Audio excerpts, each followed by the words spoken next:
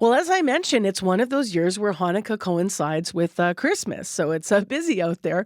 Hanukkah, of course, the Festival of Lights begins tomorrow. It's sundown. The 8-day celebration marked each night with the lighting of a candle on the menorah. And Rabbi Allan Finkel is Rabbi Emeritus at Temple Shalom in Winnipeg and is here via Zoom. Good morning. Good morning to you, Marcy. How are you feeling this morning about the upcoming season in Hanukkah? Well, I guess there's two parts. I can talk about it from the perspective of children, and there's the other messages we can take as adults. I know that I remember when I was a child and I'd be watching my children go through the same. They'd be counting on one more sleep right now because it's a very beautiful, very happy, very community-oriented event. So they'd be looking forward to all the beautiful traditions, which will start with the very first candle tomorrow night. And through the perspective of adults, what are you thinking of this year? I think that Hanukkah was put near the longest night of the year for a reason, because I think that over the last 2,000 years, we've tended to have a lot of periods of darkness in our lives. And there's a lot of power about the idea on the darkest day of the year that we simply light one candle, because light pushes away the darkness. And it's like the first step forward when we really want to curl up and just kind of get really morose. And then we move to the second. The first candle leads us to 2 the second night, and then to 3 the third night, all the way up to 8. So we learn about the idea of small steps, and we always persevere. So for me, in many ways, Hanukkah, for those of us who are more aware of the issues of the world, where we sit right now in modern times, it's really about resiliency and hope, and the idea that we have to take action. Rather than think about where we're at, we can always take one small step forward.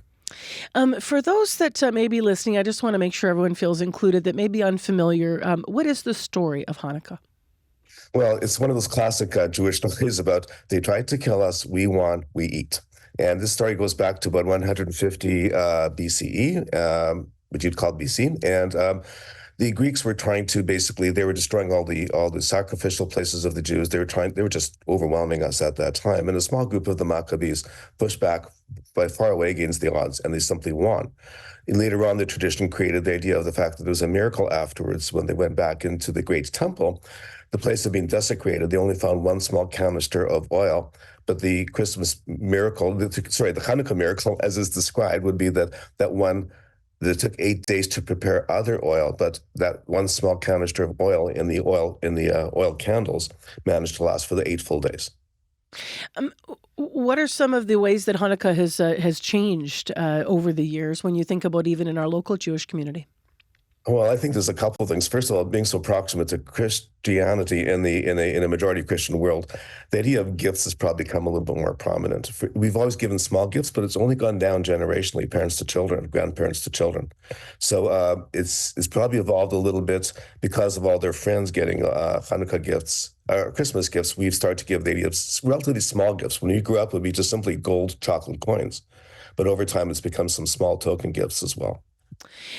In terms of getting together, obviously, I know I was looking at the calendar yesterday, and so there's different things going on in the community each and every night. What are some of the big things that you look forward to over the 8 days?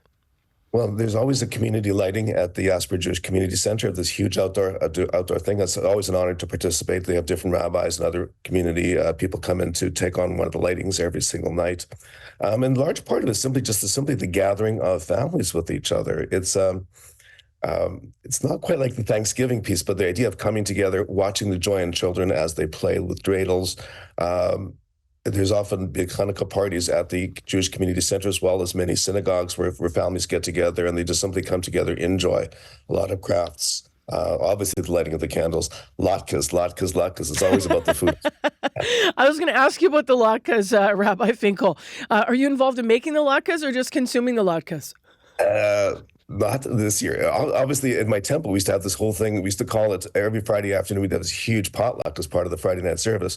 And all the clergy and a number of the members of the choir come together to make latkes all afternoon. And we described it as the annual oil change because we all came out and we were just completely soaked in oil from those things. And of course, that lingers for maybe 10 days afterwards. What message would you like to give those Manitobans who celebrate Hanukkah this morning and those who don't, as we prepare to begin the holiday season? I really appreciate that question. The whole idea behind Hanukkah really is about a holiday about otherness, and that we're never alone, and that we can always find within our own communities the support we need. So I think its messages are really quite universal. No matter whether we're alone in dark times or whether in communities which have been othered, and there are a lot of them these days, The idea that we can find each other, find the values that matter, and quietly push away against the darkness. One of the things I've always loved about Hanukkah is the candles are not lit in the middle of the table. They're lit on the windowsills. The idea that the rest of the world can see the strength that we have as well, and we're pushing back against the darkness. That's a perfect place to leave our conversation.